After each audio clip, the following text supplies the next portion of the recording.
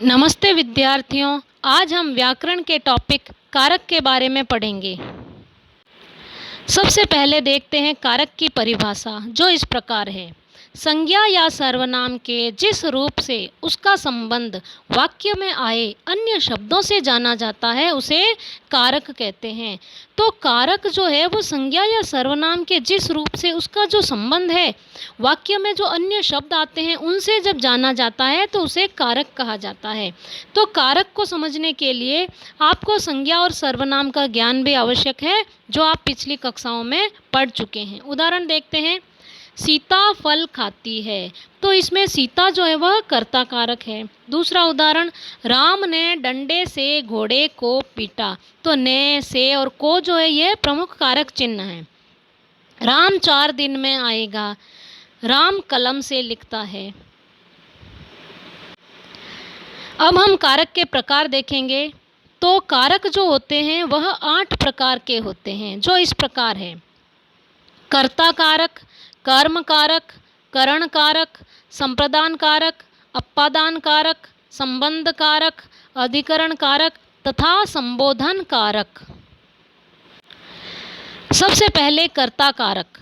वाक्य में कार्य करने वाले को कर्ता कहते हैं। कर्ता कारक का चिन्ह होता है ने। उदाहरण देखते हैं। राम ने पत्र लिखा, तो राम यहाँ पर कर्ता कारक है। दूसरा उदाहरण देखते हैं। बहन ने खाना पकाया।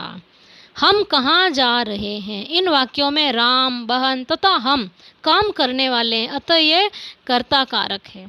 दूसरा देखते हैं कर्म कारक। संज्ञा या सर्वनाम अथवा जिस वस्तु या व्यक्ति पर क्रिया का प्रभाव पड़े उसे कर्म कारक कहते हैं। जैसे अध्यापक छात्र को पीटता है, तो कर्म कारक का चिन्ह को होता है और इस वाक्य में छात्र जो है वह कर्म कारक है, इसका चिन्ह को होता है। लेकिन कहीं कहीं पर कर्म का जो चिन्ह है को वह छिपा रहता है। यहाँ पर छिपा हुआ शब्द अशुद्ध लिखा हुआ है, मात्रा छोटी आती है। उदाहरण देखते हैं। जैसे सीता फल खाती है, तो यहाँ पर ध्यान देना है कि जब कर्म सजीव है अर्थात छात्र, तो को साथ में लगा हुआ है, कारक चिन्ह लगा हुआ है। लेकिन जब कर्म जो है वो निर्जीव है, जैसे फल, तो फल के साथ को का प्रयोग नहीं किया गया है, लेकिन फल जो है वह कर्म कारक होगा। तीसरा प्रकार है करण कारक। जिस साधन से क्रिया होती है, यहाँ होता है लिखा हुआ है, होती है, उसे करण कारक कहते हैं। जैसे बच्चा बोतल से दूध पी रहा है, तो इसमें के द्वारा का बोध हो रहा है, अर्थात बच्चा बोतल के द्वारा दूध पी रहा है। बच्चे गेंद से खेल रहे हैं, यहाँ पर गेंद बोतल की सहायता से काम हो रहा है, तो यहाँ पर करण कारक है। चौथा भेद देखते हैं। संप्रदान कारक।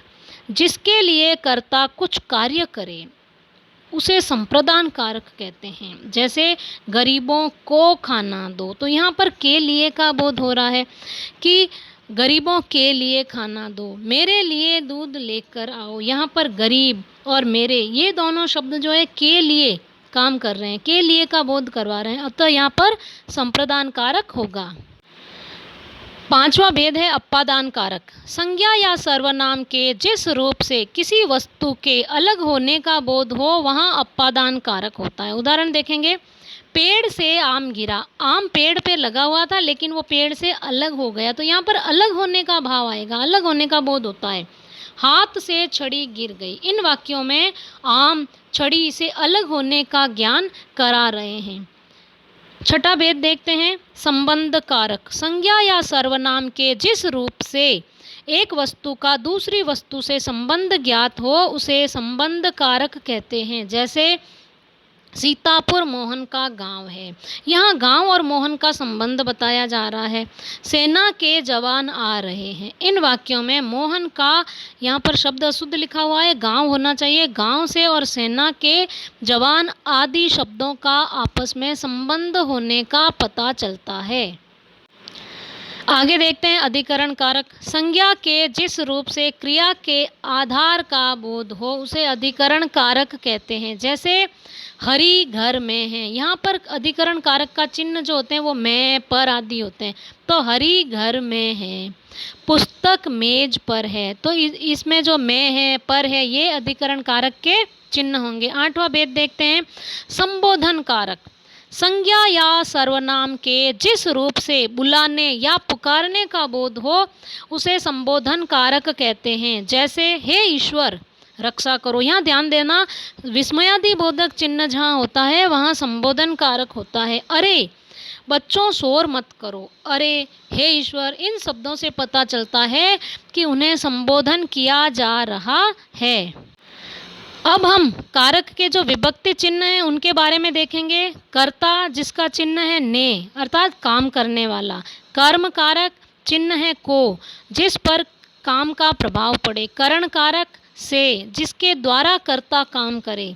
संप्रदान कारक को के लिए जिसके लिए क्रिया की जाए। अपादान कारक से अर्थात अलग होना जिससे अलगाव हो।